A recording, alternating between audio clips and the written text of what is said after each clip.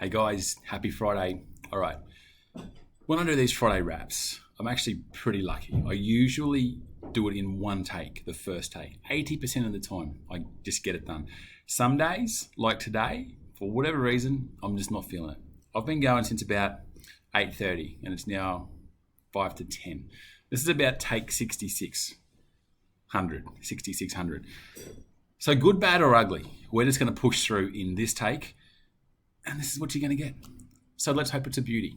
All right, I'm going to start off topic from what I want to talk about, but then I'm going to lead into what I want to talk about, link the two together.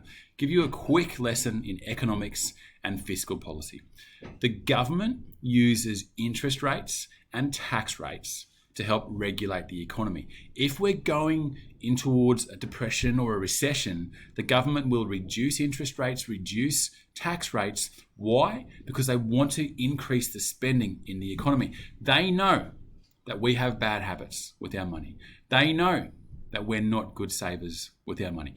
They know that we spend, as a majority, everything we have in the bank and more. Okay, so if the economy is going down and they reduce interest rates, that means that when your bank takes their repayment out every month, it's going to be less and you're going to be left with a bit more money, $20, $30, $60, whatever it is. You times that by 20 million people, that's a lot of money, okay? And so when that money is spent back in the economy, one, the government might have reduced their tax rates, but two, they're going to get all this money back in the form of GST. So they're not too fussed. Don't you worry about the government. Two, they're going to keep people in jobs, okay? The more people in jobs, the more money they get back as pay-as-you-go withholding. Okay, so they're looking after themselves. Yes, they're looking after us. Yes, they're keeping the economy going like this and not like this or like this, but that's what they're doing with interest rates and tax rates. That's why they move up and down, to help regulate the economy. All right, I'm going to link that now into what we're talking about today. What we're talking about today is signs or traits that you're not in control of your own money. Now, I just mentioned then that the government knows we spend everything we earn. They know that to be the case. During COVID last year, all the stimulus they provided, they spent all this money. I don't know exactly how long it takes for them to get that money back, but with GST and pay-as-you-go, the money cycles through the economy and it comes back to the government. They're not giving it away, they're going to get it back. So let's not worry about them. Let's worry about you, okay? So I'm going to talk about two traits that you're not in control of your money. Number one, you spend more than you earn, okay? If we talk the flip side of this for the moment, I've been in this game for, I'm looking at the date, like that's going to help me. I'm 41, since 20 years, okay? I've come across so many people, talk to them about their money, their situation, what they've done, how they've done it, where they're at, what they want, all that sort of stuff. The most common trait of all of the successful money, wealthy people, making all the right decisions, they don't spend everything they earn. They actually allocate money. Money is easy for these people because they've built up wealth and it is now working for them, okay? They've made all of the right choices. I'm going to talk about input versus output. Over a long time, what they've input, as in not spending all their money, allocating that towards building wealth or making good financial decisions, has created this output where their investments are generating, good, solid, positive cash flow, good long-term growth, okay? Inputs versus outputs. If you, on the flip side, and you know who you are, okay? If I'm talking to you and it's not you, you know that. That's not me. This doesn't relate to me. If it's you, you know I'm talking to you right now, okay? You're spending more than you earn. If we're talking about inputs versus the outputs, let's not worry about the outputs because they will look after themselves based on the inputs, okay?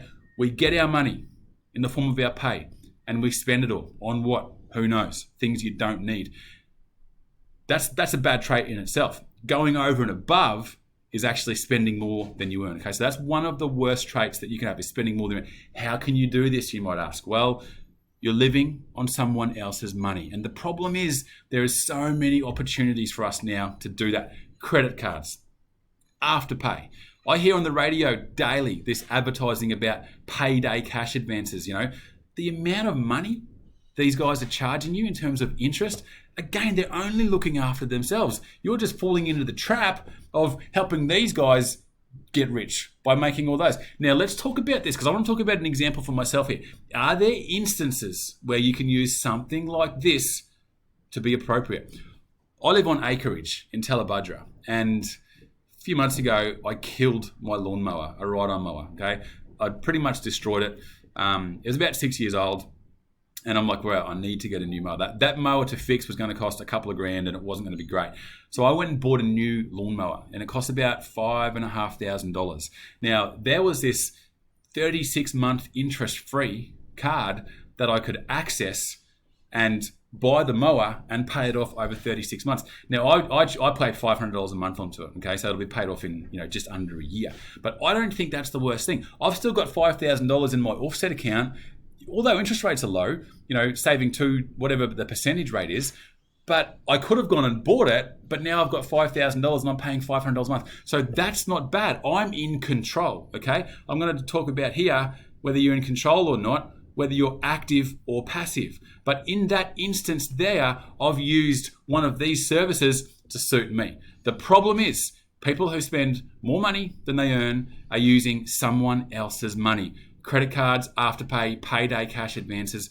Again, if this is you because you want to buy something. If you haven't got the money, you're going to tip on to the credit card. You're going to put it on Afterpay. And then all of a sudden, you're going to be just going month to month, paying all these other bills off. All right? So again, when you're living on someone else's money, you're acquiring bad debt. Bad debt comes with high interest, okay? The higher the interest, the bigger the impact, the longer the impact, because the longer it takes you to pay off. So 2 traits there that you're not making the best decisions for yourself. How do you fix that, okay? 1, we need to create a plan. Let's put a line in the sand, right? Right here, right now.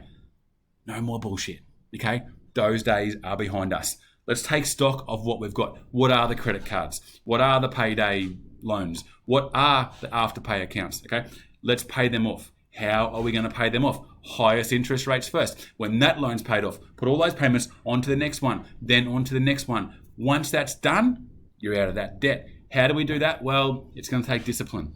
2 forms of discipline. 1, discipline not to go and buy more things you don't need, yeah? And 2, discipline to actually stick to the plan. Pay that money off. See it out. You need to win the day. You need to win the moments in the day. Don't be tempted by the marketers. Don't be tempted by the Afterpay. Don't be tempted by the increased credit rate, increased amount on your credit card. You can go buy more stuff, okay? You need the discipline not to do that. You need to win the moments in the day. You win the days, you win the weeks. You need to stack all the wins up, and then all of a sudden, you're going to get in control. Input equals output. Understand that where you're headed is based on what you're doing. Simple as that, okay? You're either an active participant or a passive. We need you to be working a plan, actively pursuing the goal, and then celebrating the win. When you've got in control, go buy yourself something. You've worked, you've earned the right, okay?